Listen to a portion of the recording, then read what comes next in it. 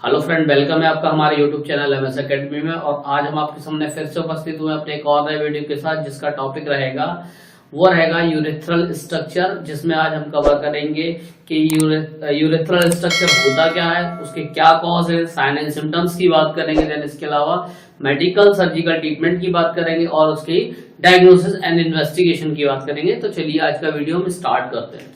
देखिए, सबसे पहले what is the urethral structure. देखिए, a urethral structure is a narrowing of the lumen of the urethra. ठीक है जी, as a result of scar and tissue contraction. देखिए, होता क्या है कि यूरेथ्रल स्ट्रक्चर का मतलब है कि जो आपका यूरेथ्रा है उसका जो लुमेन है उसका वो नैरो हो जाता है। लुमेन नैरो हो जाता है किसके कारण? या तो किसी इंजरी के कारण हो सकता है, या आपका जो है वहां पर स्कार फॉर्मेशन हो जाता है, उसके कारण आपका जो है यूरेथ्रल स्ट्रक्चर वहां पर बन जाता है।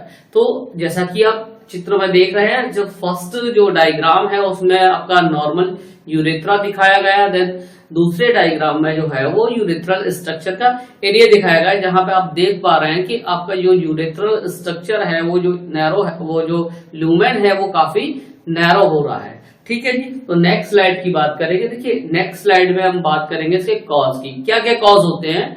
तो देखिए, यूटीआई सबसे पहला जो मेन कॉज होता है यूटीआई। यूटीआई से मतलब है यूरिनरी ट्रैक इन्फेक्शन। इसका मतलब है कि जो है आपको बार बार जो है यूटीआई हो रहा है। ठीक है जी, इसके अलावा यूरेथ्राइटिस। यूरेथ्राइटिस का मतलब है यूरेथ्रा में इन्फ्लामेशन। देन इसके अलावा ineffective sexual intercourse. Ineffective sexual intercourse का मतलब है कि हम जो सेक्सुअल इंटरकोर्स कर रहे हैं वो प्रॉपरली उसमें प्रोटेक्शन नहीं ले रहा है। मे बी पार्टनर को यूटीआई है या आपके और कोई प्रॉब्लम है, तो उस केस में जो है आपको जो है यूरेथ्रल स्ट्रक्चर हो सकता है आफ्टर कैथेटराइजेशन। देखिए, मोस्ट इंपॉर्टेंट और मोस्ट जो है कॉमन कॉज होता है कि आफ्टर कैथेटराइजेशन के बाद जो है पेशेंट को यूरेथ्रल स्ट्रक्चर की फॉर्मेशन की प्रॉब्लम आ जाती है। देखिए, होता क्या है कि हम या पेशेंट कभी किसी जो है कॉज के लिए वो हॉस्पिटलाइज होता है और उसके बाद वहां पर उसको कैथेटराइजेशन होता है और उसके बाद उसको ये प्रॉब्लम आने लगती है। तो एक मेन कॉमन कॉज है आपका जो है वो है आफ्टर कैथेटराइजेशन। ठीक है जी, अनट्रीटेड गोनोरिया। देखिए, अनट्रीटेड गोनोरिया एक जो है आपकी एसटीडी के अंतर्गत ही आती है, और अगर उसको लंबे समय तक ट्रीट नहीं किया जाए तो क्या होता है, वहां पर यूरेथ्रल स्ट्रक्चर फॉर्मेशन में अपना अहम रोल प्ले करती है। देन इसके अलावा एक्सीडेंटल इंजरी या ट्रॉमेटिक इंजरी। देखिए, आफ्टर एक्सीडेंटल इंजरी या ट्रॉमेटिक इंजरी के कारण जो है यूरेथ्रल स्ट्रक्चर बन जाते हैं, जैसा कि मैंने आपको बताया था। तो जैसे कि ट्रॉमेटिक इंजरी से मतलब है कोई आपका एक्सीडेंट हुआ या कोई ट्रॉमा हुआ, या इसके अलावा आप कहीं गिर गए, या और कोई भी बहुत सारे कॉज होते हैं जो एक्सीडेंटल इंजरी और ट्रॉमेटिक इंजरी के, जिसके कारण जो है पेशेंट को यूरेथ्रल स्ट्रक्चर का सामना करना पड़ सकता है। देन इसके अलावा कैंसर ऑफ यूरेथ्रा। यूरेथ्रा का कैंसर जो है भी एक कॉज होता है आपके यूरेथ्रल स्ट्रक्चर का। तो अब नेक्स्ट स्लाइड की ओर चलते हैं। देखिए, नेक्स्ट स्लाइड में हम बात करेंगे the symptoms of the urethral structure. देखिए, अब बहुत सारे बच्चे जो है या स्टूडेंट क्या होता है, बड़ा कंफ्यूज रहते हैं कि what is the symptoms and what is the sign. देखिए, साइन और सिम्टम में बड़ा जो है कंफ्यूजन क्रिएट होता है। तो यहां पर मैं इस चीज को क्लियर करता हूं। देखिए, जो पेशेंट अपने मुंह से बताता है कि सर हमें ये प्रॉब्लम है, कि डॉक्टर साहब हमें ये प्रॉब्लम हो रही है, हमें टॉयलेट नहीं आ रहा है, कि हमें टॉयलेट में जलन हो रही है, या हमें मान के चलिए कि बार बार टॉयलेट आ रहा है, या हमें बहुत सारी चीज, दैट इज द सिम्टम्स। जो पेशेंट अपने मुंह से बताया वो सिम्टम्स कहलाते हैं।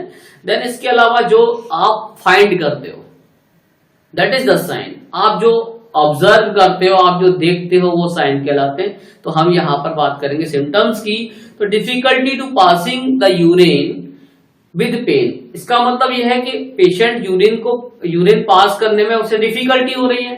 दूसरा, उसे दर्द का भी आवाज हो रहा है ड्यूरिंग द यूरिनेशन। देन इसके बाद बात करेंगे deficiency of urinary urgency. Urgency से मतलब है कि पेशेंट को क्या होगा, इतना होल्ड करने में उसे प्रॉब्लम होगी, उसे जैसे तुरंत यूरिन आएगा उसे तुरंत जाना पड़ेगा, होल्ड कैपेसिटी उसकी नहीं रहेगी। देन इसके अलावा यूरिन इनकॉन्टिनेंस, ये भी एक सिम्टम्स आएगा यूरिन इनकॉन्टिनेंस का। दूसरा है ब्लैडर रिटेंशन। ब्लैडर रिटेंशन का मतलब है कि पेशेंट को जो है फीलिंग बार बार आएगी यूरिन पास आउट करने की। देन इसके inability to complete empty the bladder, इसका मतलब यह है कि पेशेंट का ब्लैडर पूरी तरह से खाली नहीं होगा, उसको पास करने के बाद भी उसको ऐसा फील होगा कि भाई उसको उसके ब्लैडर में या उसकी पेशाब की थैली में यूरिन का एक्यूमुलेशन या यूरिन की कुछ मात्रा बची हुई है। देन इसके अलावा यूरेथ्रल ब्लीडिंग, ये भी एक सिम्टम्स देखने को मिलेगा पेशेंट आपको यूरेथ्रल स्ट्रक्चर वाले पेशेंट में। तो नेक्स्ट स्लाइड की बात करेंगे। यहाँ देखिए डायग्नोसिस एंड इन्वेस्टिगेशन, ठीक है। तो सबसे पहले हमें डायग्नोसिस एंड इन्वेस्टिगेशन में सबसे पहले हमें क्या करना, पेशेंट की हिस्ट्री लेनी है।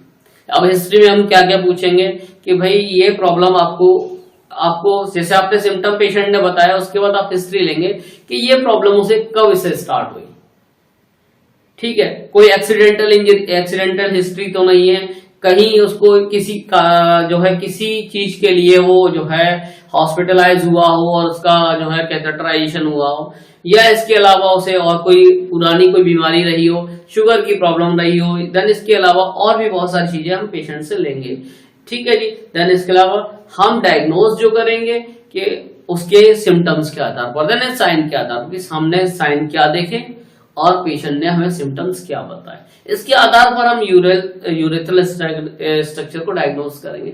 बट फाइनल हमारा डायग्नोस नहीं होगा, क्योंकि फाइनल डायग्नोस बनाने के लिए हमें क्या चाहिए होगा, यहाँ पर कुछ इन्वेस्टिगेशन चाहिए। चलिए अब बात करेंगे, सबसे पहले हम बात करेंगे एक्सरे केयूवी। केयूवी से मतलब है किडनी, यूरेटर और ब्लैडर, ठीक है जी। X ray KUV, kidney, ureter, bladder. Then इसके अलावा IBP, intravenous pyelography. Intravenous pyelography का मतलब होता है एक स्पेशल, हम यहाँ पर क्या एक डाई यूज करेंगे जो आईवी हम इंसर्ट करते हैं पेशेंट को, या आईवी हम उसके थ्रू लगा देते हैं, उसे ड्रिप के थ्रू लगा देते हैं और फिर उसके बाद उसका एक्सरे निकाला जाता है। देन एक्सरे निकालने के बाद हम फास्ट फ्लूइड करके उसे फ्लश आउट कर देते हैं। और इसकी खासियत ये होती है इस डाई की, केवल इसका इफेक्ट जो है वो यूरिनरी कहाँ आता है, सिस्टम पर ही आता है, और कहीं इसका कोई भी इफेक्ट नहीं आपको देखने को मिलेगा।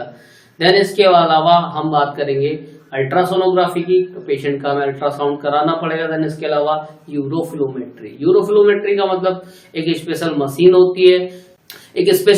होती है, जिस पर हम पेशेंट को क्या करते हैं, उसके फ्लो को मेजर करते हैं कि किस तरह से पेशेंट का फ्लो वहां पर जो है आ रहा है और कितने मतलब होल्ड कैपेसिटी रहती है, ठीक है। ये सब चीजें हमें देखनी पड़ेगी यूरोफ्लोमेट्री के बाद। इसके बाद भी यदि हमें संतुष्टि नहीं मिलती है तब हम पेशेंट का क्या कराते हैं, सिस्टोस्कोपी। देखिए सिस्टोस्कोपी का सिस्टो का मतलब है यहाँ ब्लैडर, स्कोपी का मतलब है देखना, इसका मतलब है विजुअल एग्जामिनेशन ऑफ द जो है bladder, that is called cystoscopy. Friends आज के वीडियो में इतना ही, बाकी अपने नेक्स्ट वीडियो में हम जानेंगे, इसके नेक्स्ट पार्ट में जानेंगे डायग्नोसिस को और जो है डिटेल में। देन इसके अलावा मेडिकल ट्रीटमेंट की बात करेंगे, देन इसके अलावा सर्जिकल ट्रीटमेंट की बात करेंगे और कॉम्प्लिकेशंस की भी बात करेंगे। तो थैंक यू सो मच।